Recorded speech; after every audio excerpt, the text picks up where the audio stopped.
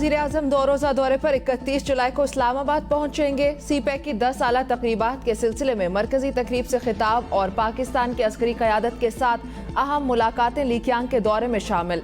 चीनी वजीर आजम के दौरे पाकिस्तान की हंगामी बुनियादों पर तैयारियां शुरू। चीन के नायब वजीर खारिजा भी चीनी वजीर आजम की आमद से कबल इस्लामाबाद पहुंचेंगे। सीपैक तकरीबात के लिए वजीर आजम ने एहसन इकबाल को फोकल पर्सन करार दे दिया।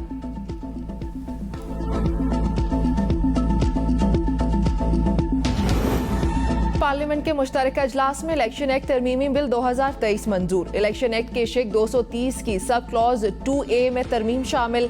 निगरान हुकूमत पहले से जारी प्रोग्राम और मंसूबों से मुतालिक इख्तियार इस्तेमाल करते हुए फैसले ले सकेगी। प्रिजाइडिंग अफसरान नतीजा फौरी तौर पर इलेक्शन कमीशन को भेजने के पाबंद। हतमी नतीजे की तस्वीर बनाकर रिटर्निंग अफसर और इलेक्शन कमीशन के साथ शेयर की जाएगी।